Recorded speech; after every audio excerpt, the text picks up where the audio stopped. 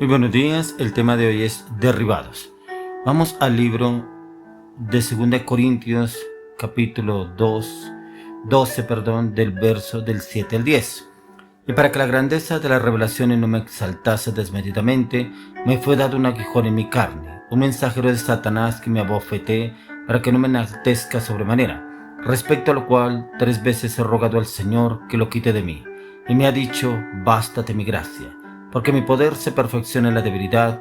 Por tanto, de buena gana me gloriaré más bien en mis debilidades, para que repose sobre mí el poder de Cristo. Por lo cual, por amor a Cristo, me gozo en las debilidades, en afrentas, en necesidades, en persecuciones, en angustias, porque cuando soy débil, entonces soy fuerte. Derribados. Hay momentos en los cuales nos sentimos derribados, en que no queremos saber absolutamente de nada. Queremos dejar todo tirado, queremos salir corriendo, queremos no saber nada del propósito ni el llamado de Dios, mucho menos de ministerio y liderazgo. Pero miramos que esta situación le sucedía al apóstol Pablo, pero también a muchos líderes de Dios. Los encontramos en la palabra también atribulados, derribados, que prácticamente querían ir a morirse. Por ejemplo, uno que encontramos era el profeta Jeremías, que él maldijo el día que nació. ¿Por qué? Porque lo perseguían para matarlo, lo estaban buscando, pero él sentía que ya no quería seguir viviendo, que sentía desfallecer, se sentía derribado. Cuando usted se siente derribado, ¿qué hace? Ora, clama, le pide al Señor, o sale corriendo y deja todo tirado, deja todo a medias. La fe nos podría sacar automáticamente de cualquier problema, una enfermedad, una prueba que se nos presente, pero la palabra de Dios nos enseña también que algunas cosas deben ser soportadas. Así como lo expresa en esta palabra el apóstol Pablo, es porque el apóstol Pablo tenía algo que lo estorbaba, que lo hacía padecer, y por eso lo expresaba en la palabra. Y el Señor le decía: bástate mi gracia. Y es importante notar y saborear la meditación del apóstol Pablo.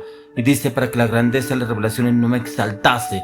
Aún así, para que el Señor permitiera pruebas y situaciones difíciles en él, era porque el Señor estaba probando y transformando su carácter, llevándolo a un carácter firme y decidido, pero en Cristo Jesús. Y es porque él mismo lo dice: para que repose sobre mí el poder de Cristo. Y añade esto: porque cuando hay debilidad, es porque usted y yo podemos ser fuertes, pero en Cristo Jesús, no en nuestra voluntad, en nuestras emociones, en nuestros pensamientos, ni en nuestros conocimientos. Aquí el apóstol Pablo, él conocía que su padecimiento se convertiría en su fortaleza, ya que él estaba seguro de lo que él estaba obrando y estaba haciendo el Señor en su vida. Por eso él escribió en Romanos 8:28, y sabemos que los que aman a Dios, todas las cosas le ayudan a bien. Estos a los que conforme a su propósito son llamados. ¿Será que usted y yo entendemos el por qué a veces nos sentimos derribados? ¿Será que entendemos que todas las cosas nos ayudan a bien a los que amamos a Dios, pero por el cual el propósito de usted y yo somos llamados? ¿Cuál es el propósito que usted tiene en su vida? ¿Para qué el Señor lo ha escogido? ¿Para que forme una esposa? ¿Para que forme un esposo? ¿Para que forme una familia? ¿Para que forme unos hijos? Y para la parte ministerial, para el propósito del llamado, ¿cuál es? Como lo dice el apóstol Pablo: todo obra para bien a los que aman a Dios y a los que conforme a su propósito son llamados. ¿Para qué hemos sido llamados? ¿Para qué el Señor nos ha buscado y nos ha escogido a usted y a mí? ¿Cuál es el propósito que tiene para usted y para mí? Encontramos en Santiago 5:10, dice: hermanos míos, tomad como ejemplo de aflicción y de paciencia a los profetas que hablaron en nombre del Señor. Los que usó el Señor para hablar del nombre de Él fueron afrentados, fueron vituperados, aún fueron muchos que salieron y se escondieron. ¿Por qué? Porque los perseguían, ya que el Señor nos invita a ver de manera general ejemplos del pasado, en lo particular en la vida de este hombre, del apóstol Pablo, ya que en el verso 11 encontramos: habéis oído de la paciencia de Job y habéis visto el fin del Señor, que el Señor es muy misericordioso y compasivo. Y es porque el Señor en Job encontró una diferencia como en Pablo. No entendía a Dios. En medio de su aflicción, Job había perdido sus bienes, su familia, su esposa. Luego viene y le dice: maldice a tu Dios y muérete. Y él, que no entendía la obra de Dios en su vida, él le expresa: yo hablaba lo que no entendía. Tal como lo dice la Escritura en Eclesiastés 11:5. Como tú no sabes cuál es el camino del viento, o cómo crecen los huesos en el vientre de la mujer encinta, así ignoras la obra de Dios, el cual hace todas las cosas. Job hablaba lo que no entendía. porque él ignoraba lo que obraba y hacía Dios en su vida. A veces hablamos cosas incoherentes, cosas que no entendemos, pero cosas que a veces hablamos en nuestra humanidad, en nuestros pensamientos, en nuestros conocimientos. No hablamos acorde al propósito y al llamado. No hablamos acorde a lo que el Señor nos habla en la palabra, sino hablamos acorde a lo que nos estamos viviendo o sucediendo en nuestra vida. Y el mismo Job decía, de oídas te había oído. A veces como que de oídas oímos, pero no conocemos.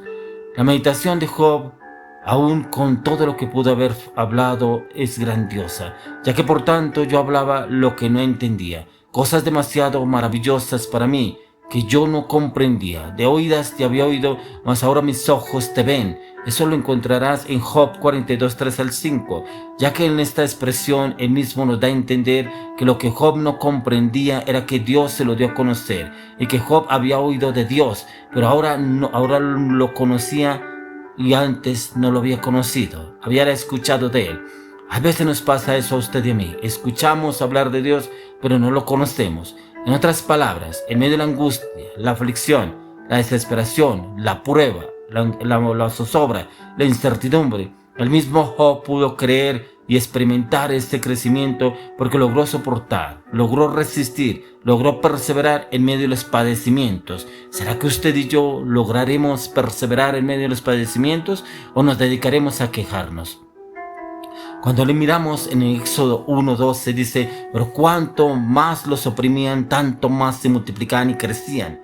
Aquí encontramos que en la adversidad crece el pueblo de Dios. Israel padeció 400 años, pero también creció. ¿Qué encontramos? Que mientras padecemos, Dios está obrando en nuestras vidas y Él está obrando desde el corazón. Por tal razón, usted y yo, como cristianos, no padecemos, y pues si no padecemos no podemos crecer. Y cuando padecemos, crecemos, pero en el Señor, en su palabra y en su voluntad. Ya que en el libro de Hechos 8, 1 al 4 nos dice, se nos habla de la gran persecución de la iglesia en Jerusalén, de cómo fue esparcida por las tierras de Judea y de Samaria, pero la Biblia dice que los que fueron esparcidos iban por todas partes anunciando el Evangelio. Esta es una prueba de lo que Dios hace aún en momentos de aflicción. Y aunque la iglesia era perseguida, más se expandía el evangelio y resistían firmes en la fe.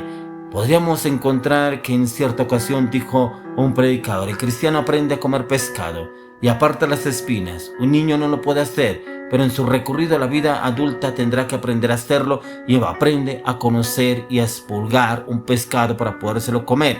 Pero si no se deja que aprenda, ¿cuándo va a aprender? Si no se le expone a que él aprenda a hacerlo, ¿cuándo lo va a hacer?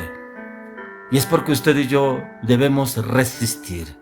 Y resistir viene del griego upomeno, y significa estar abajo, permanecer, sufrir, soportar pruebas, tener fortaleza. Perseverar es cargar desde abajo y sufrir dificultades. Es decir, que lo que está relacionado con estas palabras, las cuales abarcan tantas cosas en nuestro diario vivir, hay que soportarlo y esperar el propósito de Dios en nuestra vida. Y usted y yo lo podremos lograr siempre y cuando alimentemos la fe en la palabra, en el conocimiento, en el entendimiento de lo que el Señor tiene para usted y para mí en cada situación, en cada prueba, en cada aflicción. Debemos usted y yo perseverar, no desistir, perseverar y avanzar. Y ahí encontraremos la respuesta a lo que el Señor está haciendo en su vida y en mi vida, siempre y cuando encontremos la palabra y la propuesta del Señor en la oración. Jesús sufrió la cruz y puede entender lo que es sufrir. Él no pondrá en usted ni en mí más carga de lo que podamos resistir.